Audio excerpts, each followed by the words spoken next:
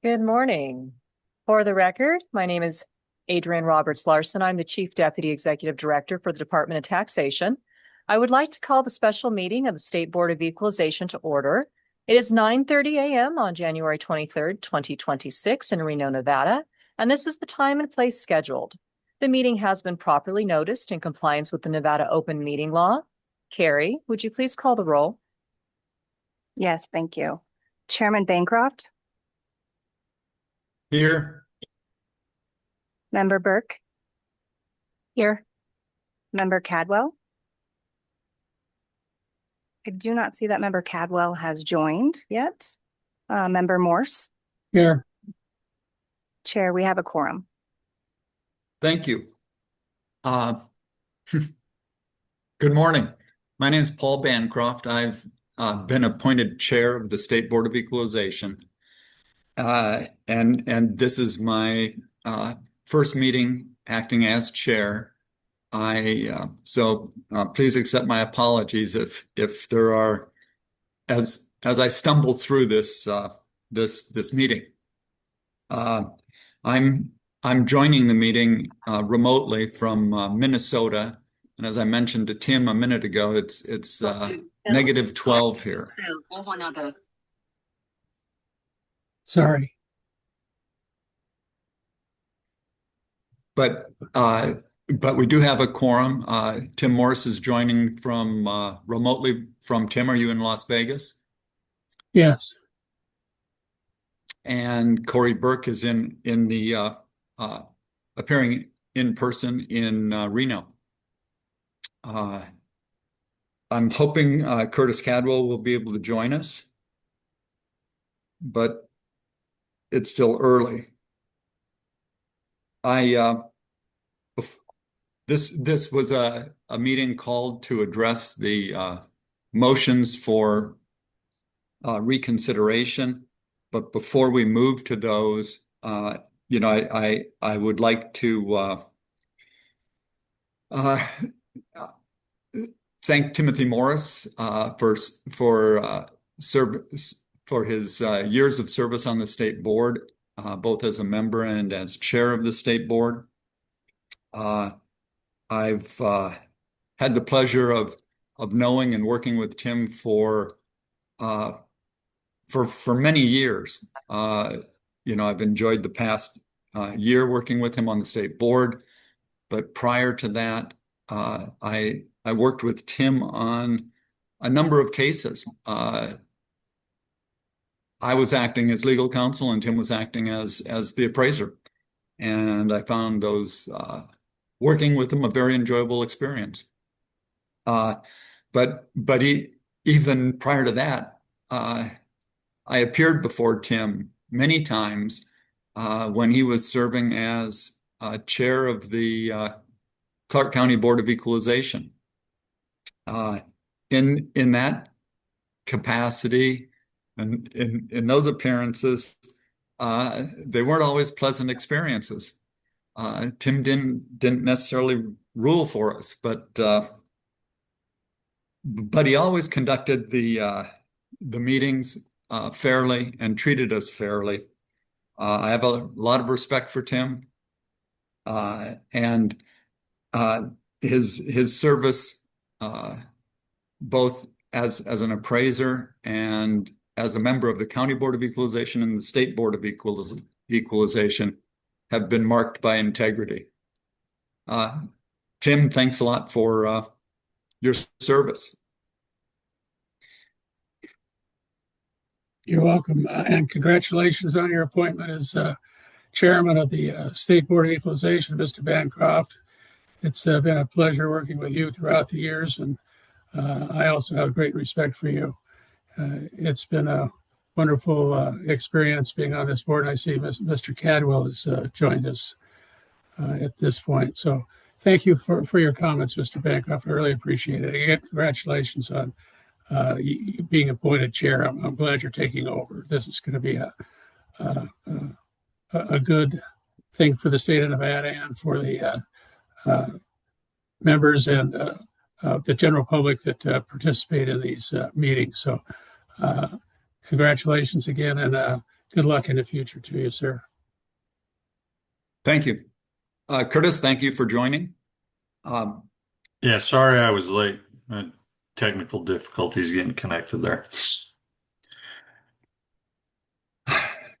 Carrie, can you please read the public comment language for the record? Excuse me, Mr. Chairman, you already missed one item here after the call the meeting to order. We had a roll call, and then I always inserted Pledge of Allegiance.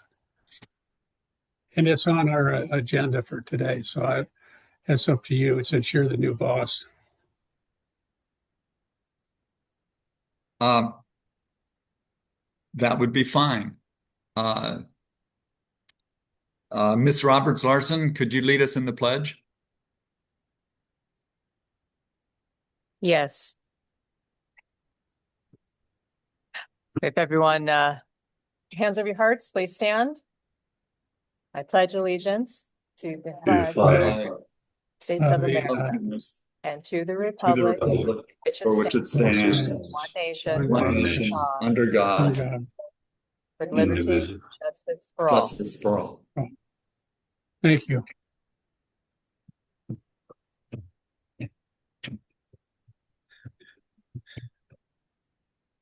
Okay, this is Carrie Skalski for the record.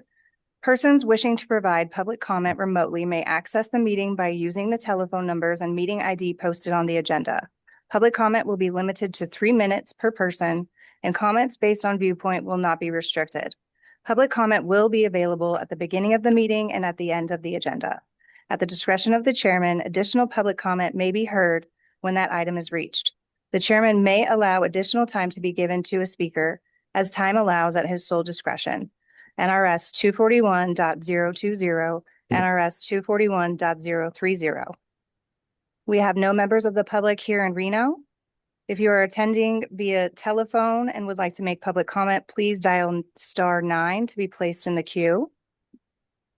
Zoom attendees wishing to make public comment, please raise your hand to be added to the queue.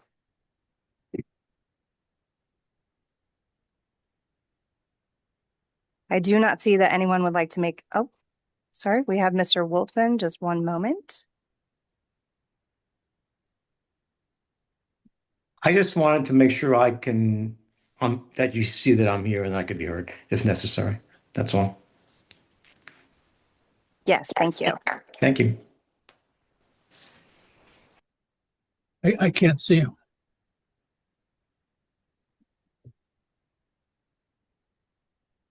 This is Adrian Roberts Larson. His name is present on the screen. And when he speaks, it should make him primary view for all of you, even if you don't see his picture. Thank you. Carrie, do we have any other public comment? We do not. All right. Again, this is Adrian Roberts Larson, Chief Deputy for the Department of Taxation, for the record. I would just like to remind everyone that in order for us to keep a clear record, each time you speak, please identify yourself for the court reporter. Okay, moving on for possible action. Item 4, consideration of petition to reconsider decision pursuant to NAC 361.747 subsection 1, tax year 2024 to 2025, 2023 to 2024, unsecured roll petition by the assessor. This is case number 25-126 and 25-127, Taxpayers Empire Southwest LLC. This is a personal property matter, and the assessor is Elko County. Thank you. This is Paul Bancroft. The purpose for this meeting is to consider the motion for reconsideration. It's an opportunity for the board members to deliberate on the motion. It is not an opportunity for the taking of new evidence or the entertainment of oral argument from the parties. So what I will do is I'll ask each of you to kind of explain your decision in the case and express your thoughts on whether or not the motion for reconsideration should be granted. The case before us right now involving Empire Southwest LLC the motion in that case was made by me. So I will start and explain my thoughts. That case concerned the valuation of personal property held by Empire Southwest, and that personal property was identified as the Caterpillar equipment. It was used through leasing, but it was also held for sale to the public. And the question before us was whether or not the personal property should be treated as exempt under NRS 361.068. That section exempts personal property held for sale by a merchant. The Nevada Department of Tax issued an advisory opinion on that issue on December 18, 2023. In that advisory opinion, they directly address whether or not a company which holds personal property for sale and lease, mixed potential use, can treat that property as exempt. And the Department of Tax concluded that when personal property is held for both sale and lease, the taxpayer's primary purpose for holding the personal property will determine whether it is exempt from taxation under 361.068. So in my mind, the inquiry was whether the primary purpose of holding the Caterpillar equipment was for sale or for lease. And after hearing the evidence, I concluded that the primary purpose for holding the equipment was for sale. I based that on the fact that Empire was the exclusive cat dealer, that less than 13% of the revenue of the cat dealership was derived from leasing, that the sales of Caterpillar equipment and parts constituted almost 70% of the revenue. The affidavits expressed the purpose for the rental fleet, that it filled short-term rental needs for existing clients. It enabled new clients to test drive the equipment or possibly rent to purchase. And it created a low-hour used equipment that would be competitive with second-tier manufacturers. I think based on the facts in this case, I think it is reasonable to conclude that Empire is not in the business, primarily in the business of renting and leasing property, and that the Caterpillar equipment acquired in this case was acquired for purposes of sale and therefore should be treated as exempt.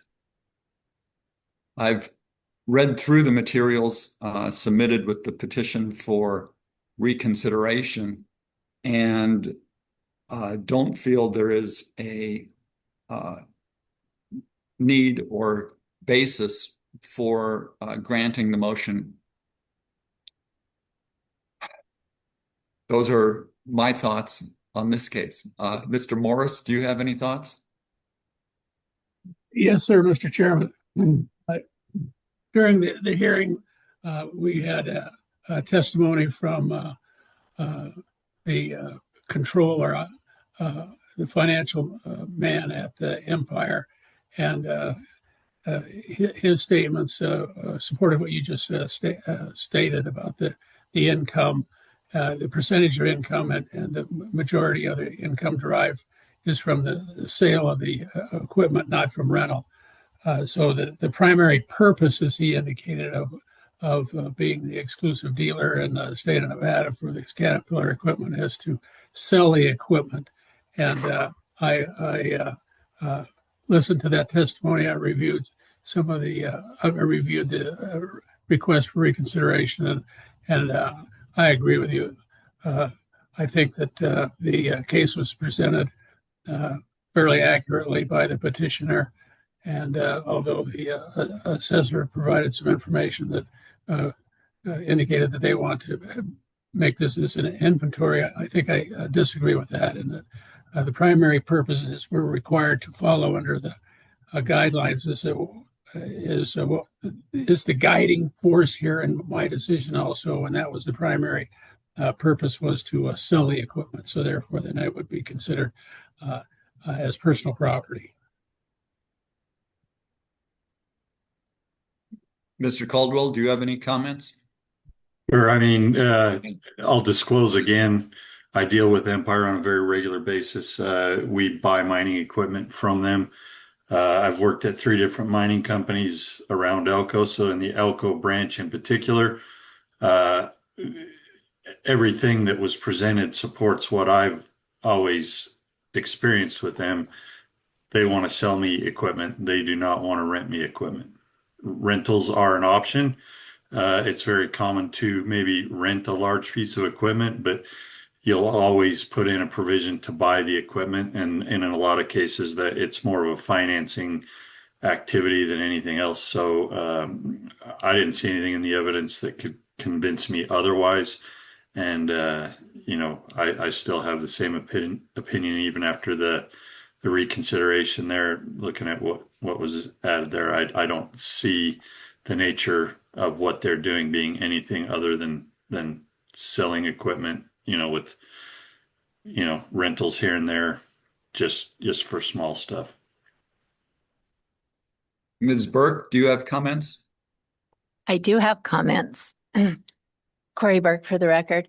As the only one that voted against this, I actually agree with all the comments that were made, with the exception of that small amount that is the rental fleet. And I went back through the transcripts, and there was a lot of testimony that they have for decades paid taxes on that portion that was out for rental on July 1st. And they even do that on their allied equipment. So by singling out just CAT equipment that is for lease on July 1st, that is the only leased equipment in the state that would be exempted. And I'm not comfortable with that. And even the comptroller testified that they have communicated to Caterpillar that equipment is sold. And even though it's sold to their own rental fleet, the warranties have started. So the intent for that equipment at that time is for lease, not for sale. If they've sold it to their own leasing company, I can't consider it inventory. And that is the reason I was open to reconsideration, is just for that small percentage, whatever they said it was, 12% or whatever. I don't feel that percentage should be treated as inventory if it's out in the field on July 1st, like the standard that all the other companies are held to in the state. Thank you, Ms. Burke. I believe the testimony was that the account at issue in this case was all equipment in the yard, that the actual account in this case, the case under appeal, none of it was out in the field. And so I understand your concern, but I don't think it affects the account at issue in this case. Mr. Chairman, I forgot to disclose that, and I think I did disclose this during the initial hearing, that I've appraised several of these facilities. The one in Las Vegas, the one in Elko, and one in Sparks. It was quite a few years ago, but what I appraised was the real estate only. It had nothing to do with the equipment. I just want to make sure that that's on the record, that I have familiarity with this property and these operators, not the present operators, but the prior operators. And I just wanted to make sure that that's on the record. And would you please state for the record your name? Tim Morse. Thank you. Does anybody have any further thoughts on this case?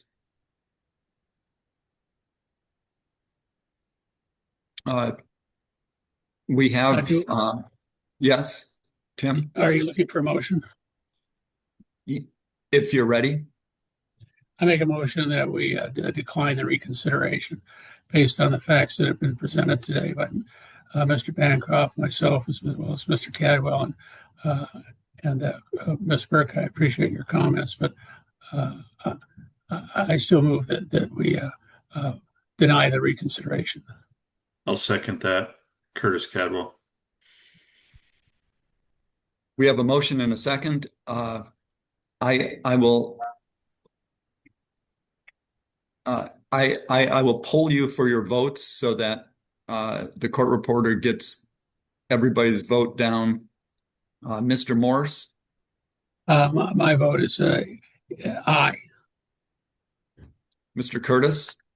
Curtis Cadwell? Aye. Paul Bancroft? Aye. Ms. Burke? Nay. Motion passes.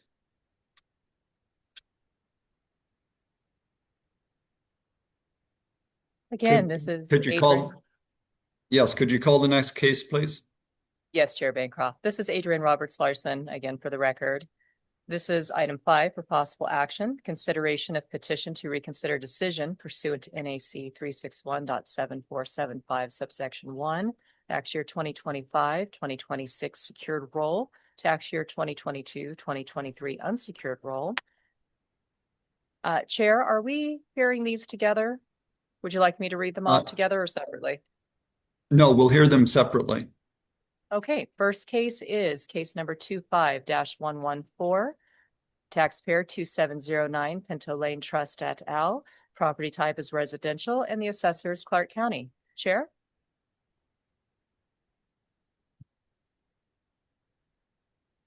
I'm sorry, did you call the 25114?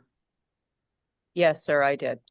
Yes, if my recollection's correct, that's the case that was for the prior tax year. I believe it was 2022-23, and the county board had denied jurisdiction to hear the appeal. It came to the state board, and I believe again I was the member who made the motion that we not hear the appeal, that we not take jurisdiction. I went back and reviewed that again recently, and I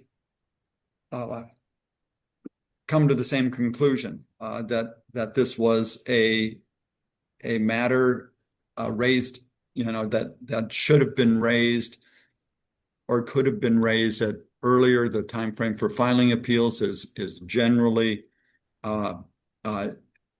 January 15th. In this case, the appeal for that old year was filed much later, and I think the hook that kind of brought it up was the fact that Mr. Wolfson raised some concerns about the valuation of his property with the county assessor, and the county assessor went in and went before the Board of County Commissioners to make adjustments to the value for the 2022-23 tax year. I think that when the county assessor takes action like that, it does and reopens the roll. It does create the possibility that we could take jurisdiction. For example, if a taxpayer had complained that the assessor had the ceiling height on their improvement wrong. They had it at 14 feet and it was really 10 feet.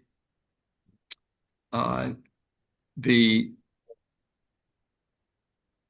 county assessor could go before the county commissioner to make that correction. There was a factual error. But if the county assessor only reduced it to 10 feet, I think the taxpayer would have the ability to come before this board to argue that they didn't make the factual correction correctly, that it should actually be reduced all the way to 10 feet.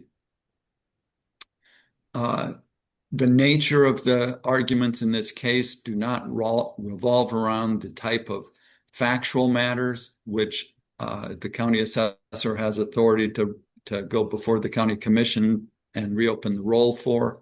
The arguments in this case concern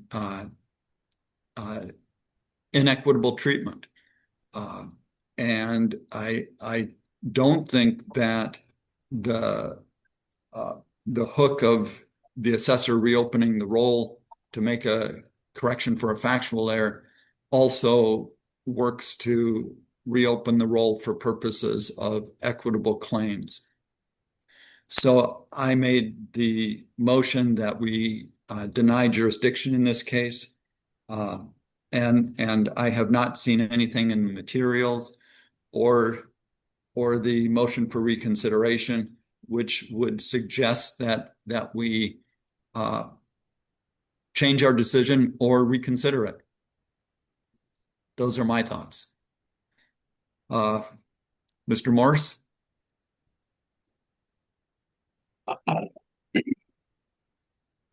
I seconded that motion. And at that time, I agreed with you, and I agree with you now as well. I think that the points that have been made at our meeting, and as well as the information submitted now for possible reconsideration, have not changed my opinion at all as to would change my vote on this particular matter. So I would agree with you, Mr. Chairman.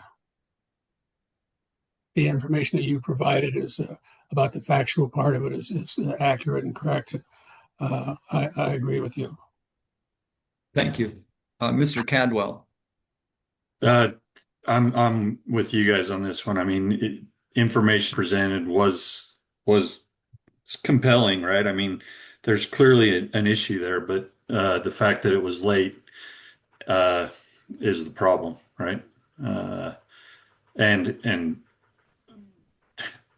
there's no remedy, or well, there is a remedy, but that more typically it would be a dollar amount, and nothing of that sort was presented. So yeah, I'm still on the same opinion I was before, that we shouldn't be hearing that. Ms. Burke? I agree with all your comments. There was nothing that I saw that would want me to take jurisdiction of this at this point. Would someone like to make a motion? It's Curtis Cadwell for the record. I'll make a motion to deny the petition for reconsideration on 25, is it 124 or 114? It's 25-114. 25-114. This is Timothy Morse. I'll second the motion. We have a motion and a second. Again, I will poll the members for their votes so we get the court reporter can get them down. Mr. Morse? Aye. Mr. Cadwell? Aye. Ms. Burke? Aye. I vote aye as well. Would you call the next case, please? Yes, again, for the record, this is Adrienne Roberts Larson. Case number 25-116, taxpayers 2709, Pinto Lane Trust et al. Property type is residential property, and the assessor is Clark County. This is the second case under item 5 on the agenda.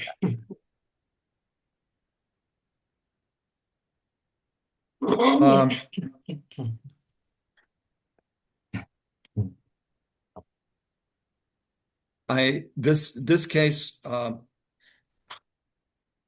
is a complicated case. There was a lot of evidence. I did not make the motion to in this case. I believe that the motion was made by Ms. Burke. So Ms. Burke, I'll ask you to lead off. Corey Burke for the record. I made the motion on this one because I felt that the Clark County Assessor's Office did provide significant documentation that they have been reviewing the neighborhood. They have made some changes. They have contacted homeowners in that area, and they had also previously added changes to the role where they were locating remodels and renovations and additions. The taxpayer argued that we were about $1 million off, $1 million under their taxable value. So value was never an issue in this case. It was only about, I guess, equalization, because he felt his neighbors were underassessed and he was not overassessed, but he was carrying a higher burden. However, I felt Clark County had made very solid efforts in correcting the problem. And so I made a motion to uphold the assessor's valuation, and I have seen nothing that would change that for me.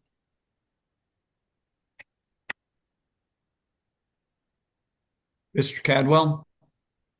Yeah, I, you know, I agree with Corey, on to the extent that Clark County is working to remedy that situation. For me, part of the issue is, other than telling them to go do that, which they were already doing, I can't see what the other remedy was unless the taxpayer, I'm a CPA, he mentioned that. I'm an accountant. If I'd come to this board, I would have done a calculation and said that, the competing properties, or, the ones I'm unfairly assessed against are under assessed by 40%. So my tax should have been reduced by 40%. I would have made some sort of argument like that.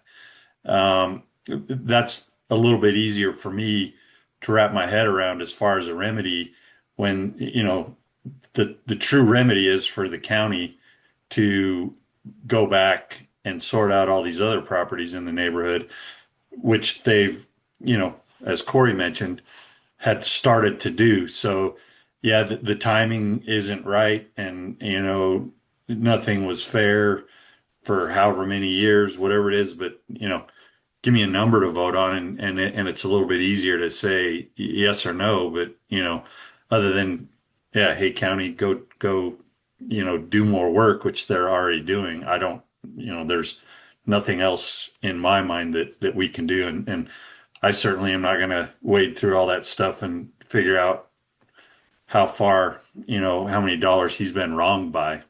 I'd prefer to see him do that. So yeah, I'm still against reconsidering this one. Mr. Morris?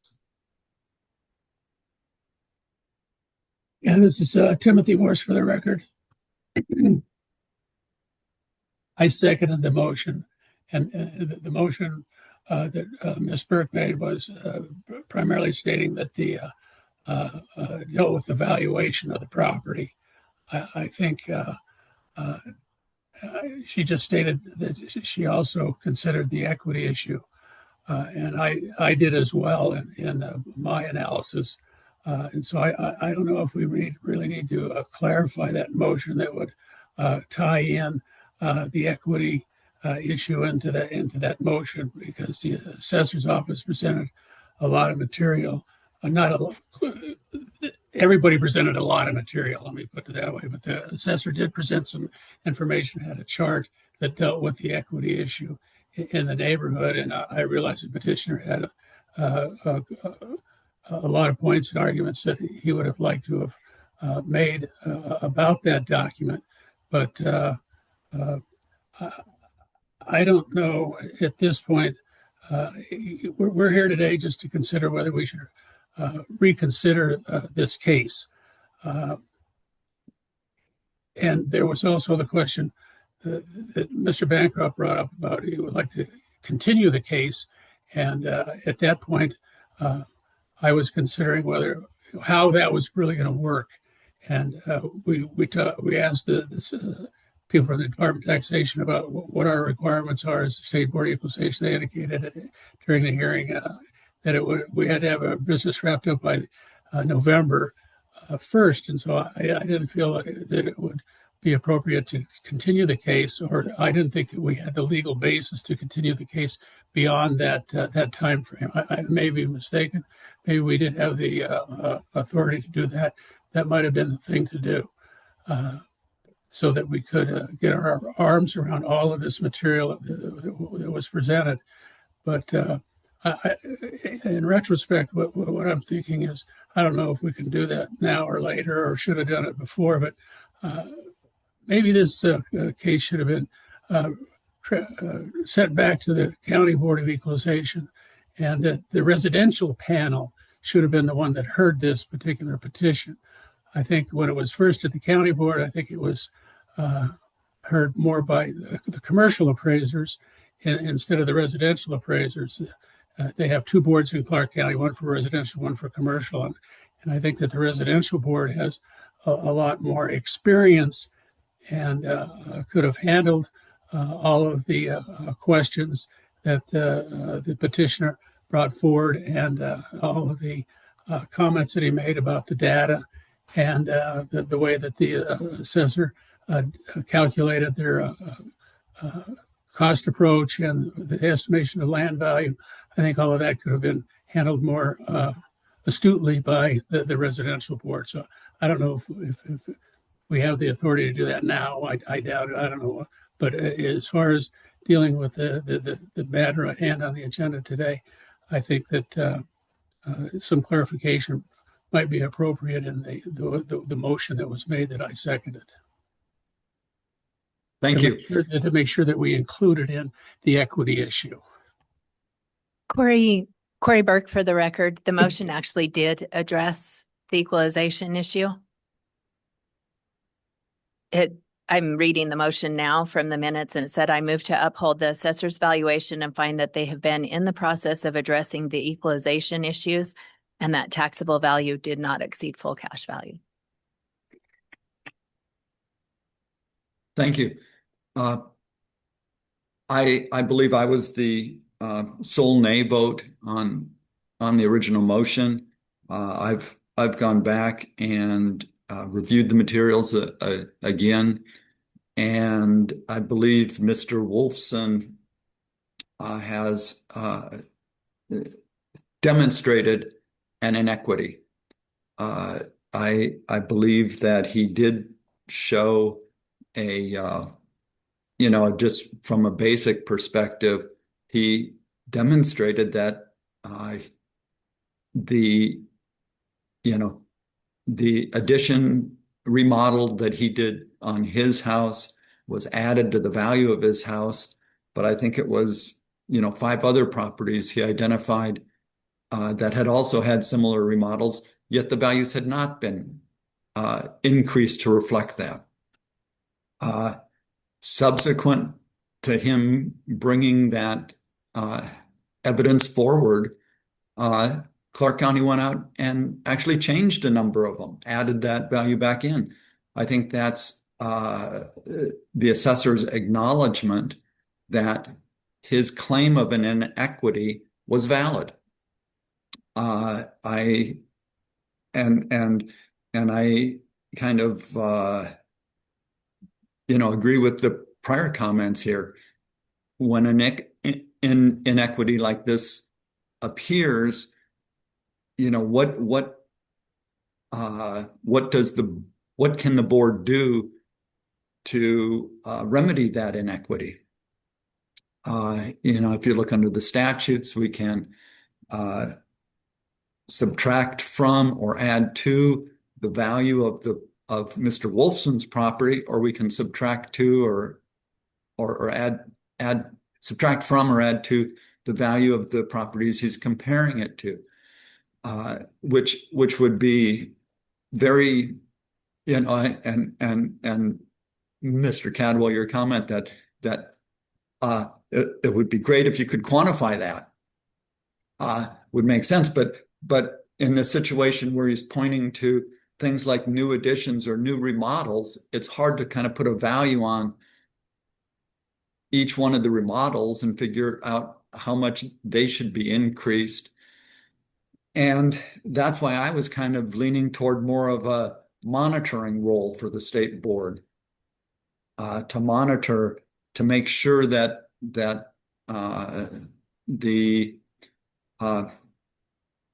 disparities were corrected. So those are my thoughts. Carrie, I see you. Are you raising your hand? I am not raising my hand. Oh, okay. Mr. Wolfson is raising his hand. Oh, okay. Uh, I'm sorry, Mr. Wolfson. This is not an opportunity for Okay. parties to make presentations or arguments to the board. We're simply deliberating on the motion that's pending before us. Does anybody have any other comments on case 25? What is it, 116?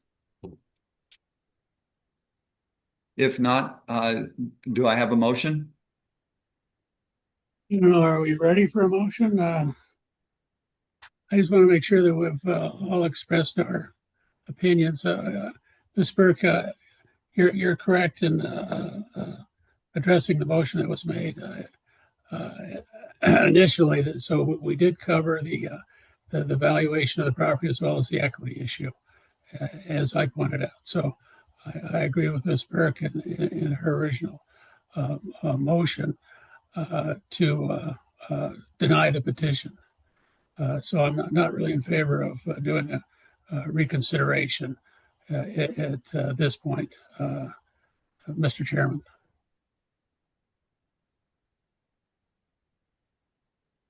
Are there any other comments?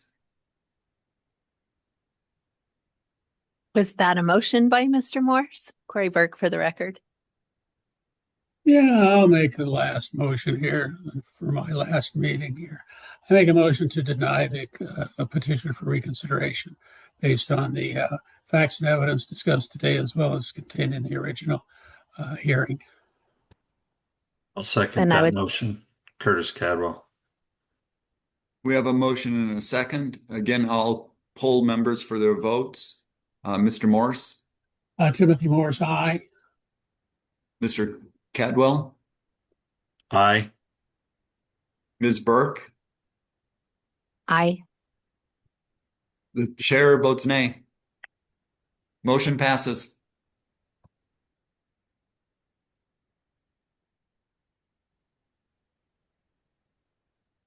This is Adrian Roberts Larson for the record. Moving on to item 6. This is for possible action, state board members' general discussion of active petitions for judicial review filed with district court known to the agency and procedures relating thereto.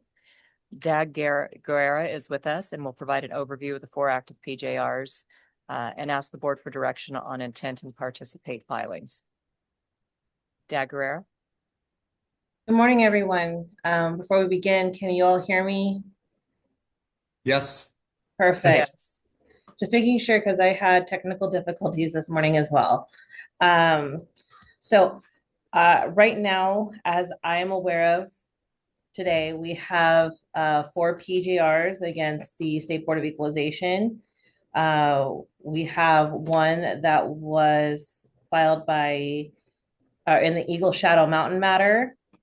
Filed by the taxpayer, I believe. We have another from Esley Carmona where that was also filed by the taxpayer. Both of those cases are currently in Carson City at the first JD level. And then Clark County, the assessor's office filed two PGRs. The first being, and I'm going to butcher this name, uh, Ampret Chada and Jasmine Chada matter. And then Townsite Solar has also filed a PGR. I'm sorry, which solar did you say? Townsite Solar. Oh, Townside. Okay. Okay, thank you. The PGRs, with the exception of Miss Carmona's, kind of allege the same things, whether it was an excess of statutory authority, whether or not the decision was erroneous, and whether it was arbitrary and capricious. Miss Carmona's PGR is different only because it's kind of unclear who the actual defendant is supposed to be. I believe that my colleague in the Division of Taxation has also received the PGR, so we're working on that one together. And so just the question that I had is one, does the board feel inclined to participate in these matters? And I believe, Mr. Chair, we may need to find a point person that I could speak with under NRS 241.035 on the Eagle Shadow Mountain matter. Yes, I think I will act as the point person for the PGRs filed by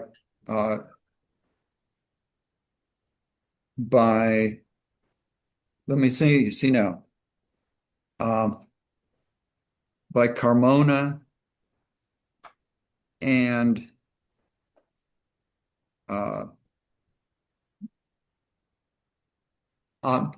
Ahmet Chada.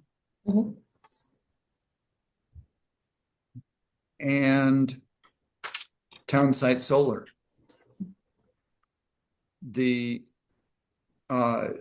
PGR filed with regard to Eagle Shadow Mountain was filed by my firm, and that is a case that I recused myself from participating in.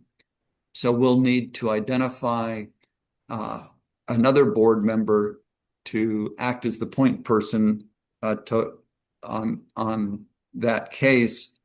And I believe the motion in that case was made by Mr. Cadwell. So, Mr. Cadwell, would you be comfortable being the point person on that case?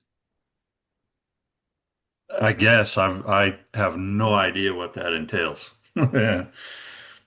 If you like Mr. Kedwell, I can give a brief overview. I will say that you do have some options here. I can either say it here in a public setting, and I can give like 1,000-foot view of how that works. Um, just for the record for the board, or if you like, we could have a one-on-one conversation about it. In those situations, it's because you have 1.6 confidential protections because I am acting as your counsel. So it's essentially I could advise you on what you can and cannot do, but it's also a determination of how you would like for me to proceed with that. Okay. Yeah, that's fine. We can do it one-on-one. That's fine afterwards Perfect. or at another time. You decide when. No worries, no worries.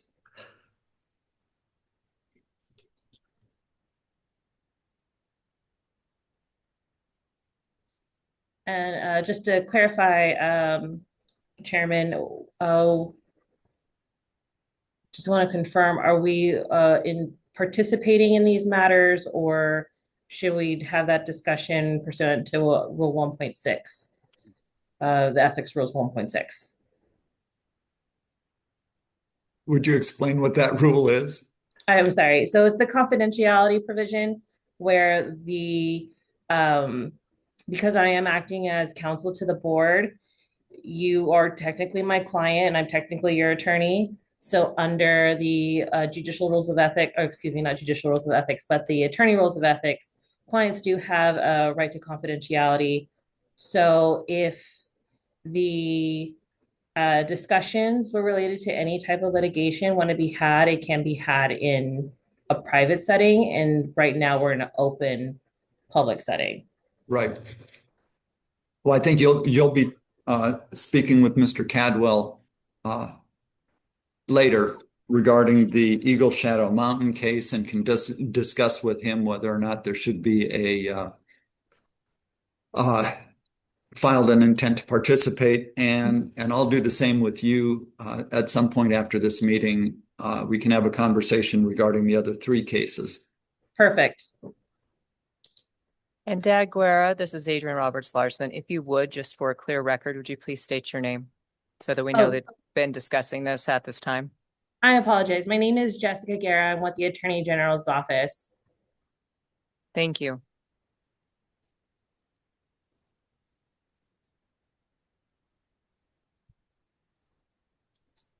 Chair, is there any further discussion on this item? I don't believe so. Would you call the next matter? Yes. Again, Adrian Roberts Larson for the record. This is moving on to item 7 for possible action. Review and approval of the September 29 to 30, 2025 State Board meeting minutes. Mr. Chairman, Yes. I think I reviewed the minutes and I believe that in Please one of state them, your name for the record. I'm sorry, this is Timothy Morse. The one that dealt with the case that we heard today, I believe we would need to make a correction on, I think it was on the 25 dash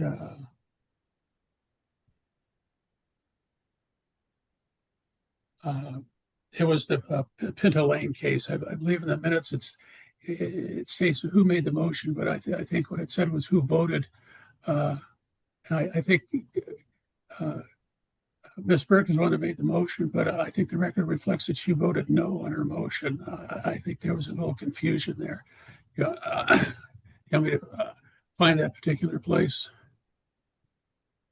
If somebody could call up that the minutes. Corey Burke for the record. I also had that in my notes. I made the motion on that hearing 25116, and I believe Mr. Bancroft was the vote for nay. So we do need to make that correction. And then Yeah,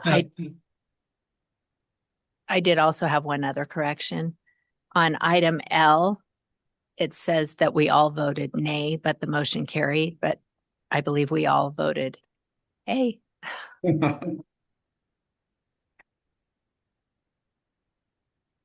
So, Mr. Chairman, this is Timothy Morris. With those two corrections in mind, I make a motion to accept the minutes. Is there a second? I'll second Corey Burke. We have a motion and a second.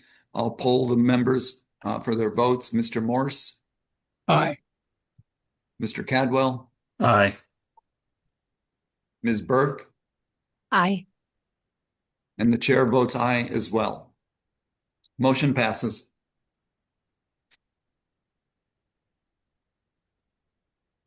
Adrian Roberts Larson, Chief Deputy for the Department of Taxation. Moving on to item 8. This is the briefing to and from the board and the secretary and staff regarding the upcoming March meeting. For possible action, proposed hearing schedules and docket management. So the next State Board Equalization meeting is scheduled for Monday, March 23rd, 2026. That meeting will be held at the Legislative Building in Carson City with video conference connectivity to Las Vegas. We have received 5 direct appeals timely by the January 15th deadline and anticipate those cases being heard at the March meeting. Chair Bancroft. Thank you. The 5 appeals are direct appeals, all involving the Department of Taxation. From what we understand, it's likely that those cases will be settled, but nonetheless, we'll probably have them scheduled for hearing at that time. If they settle, great. And also at that time, we will, at the March 23rd meeting, we should have some sense of the number of cases that have been filed. The filing deadline for appeals from the county board is March 10th. So we should have an idea of how many appeals have been filed and should have will at that time be discussing dates for scheduling of hearings to hear those cases. Anybody have any questions? No, Chair. The next item on the list is state board member comments. Do we have any comments? Anybody have any comments? If not, I'll ask Carrie to read the public comment language for the record. Yes, thank you, Chair. This is Carrie Skalski for the record. Persons wishing to provide public comment remotely may access the meeting by using the telephone numbers and meeting ID posted on the agenda. Public comment will be limited to 3 minutes per person, and comments based on viewpoint will not be restricted. Public comment will be available at this time. At the discretion of the chairman, additional public comment may be heard when that item is reached. The chairman may allow additional time to be given to a speaker as time allows at his sole discretion.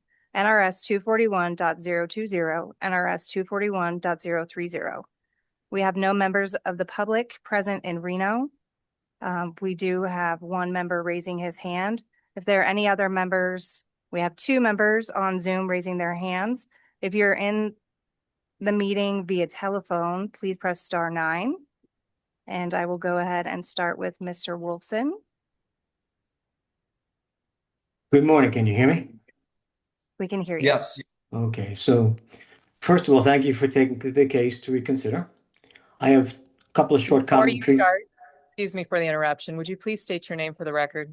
I'm sorry, this is Mark Wolfson. Thank you. And regarding the first case of 25-114, it was a little disheartening to hear the same opinions based on the submission that I made for the reconsideration. I raised the point that many of the items, if not all the items that I raised, happened after my assessed value, making it unripe at the time frame that that you folks are raising. The timing of it was inappropriate in my mind. There were 2 letters that were submitted by my emails that were submitted. I submitted that referenced the fact that the project was not done, and it's in the 3-year look back period according to the statutes. So I felt that that does qualify as a factual error, but nonetheless, you folks have decided that that's not the case. Regarding 25-116, Mr. Cadwell, just by the way, so you should know, I've been a CPA for 50 years. I was CFO of 2 companies, and I was a senior vice president of finance for a major New York Stock Exchange company. So I understand numbers, and it was disappointing for me to hear that you didn't get a number in which that would have helped you make a decision.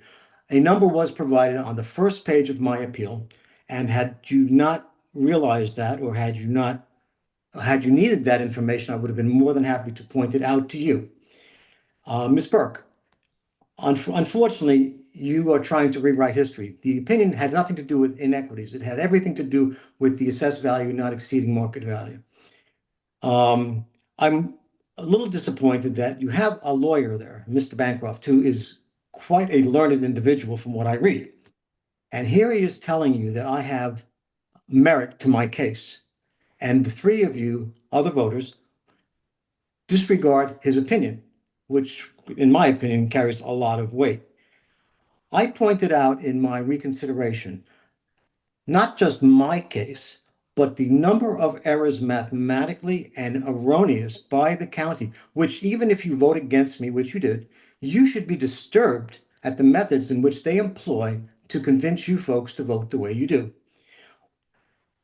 Pretty much that's what I have to say. And unfortunately, I guess we'll just go on for the petition for judicial review and go through all this stuff again. But my point to you folks is that I have identified a number of things that the county has done poorly, terribly, and violation of law. And they get no reprimand, they get no penalty for doing what they do. So that's my opinion, and I appreciate the time. Thank you. Ms. Skalsky, was there another person for public comment? Yes, Chair. It's Clark County Assessor's Office. Hello, this is Mary Ann Widener with the Clark County Assessor's Office. Can you hear me? Yes. We can hear you. I can hear you. I can't see you. I don't know if we have video. Let me see if we can get the video on. Display, hold on just a second.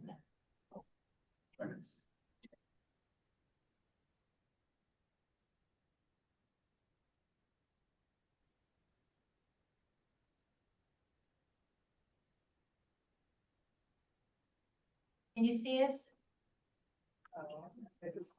Oh, hold on. I think our camera's shut. You see it now?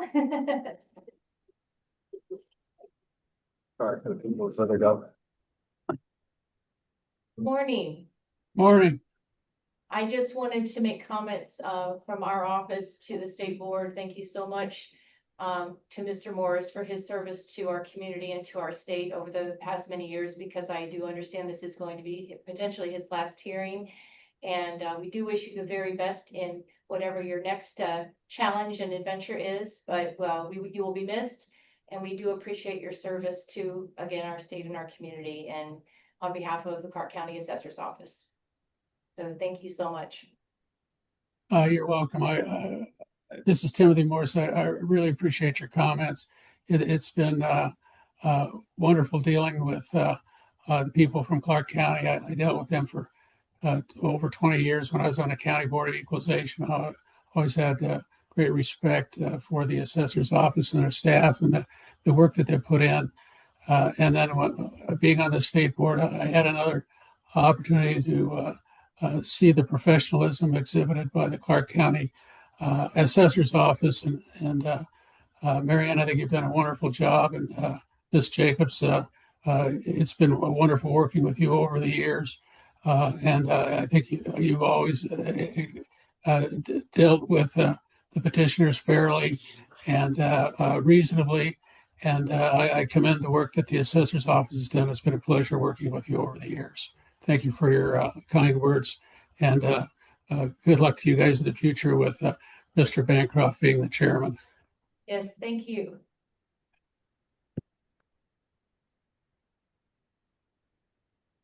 That's all we have to say. So thank you. You all have a great day. Yes. Are there any other public comments? We do not have anyone else who would like to make public comment at this time, Chair. Then the last item on the agenda is adjournment. I'll close the meeting. The meeting is hereby adjourned. Thank you for your participation. Thanks, everyone. Goodbye. Thank you very much. Thanks, Tim. You're welcome. See you, Curtis. Miss Burke, good luck. Thank you.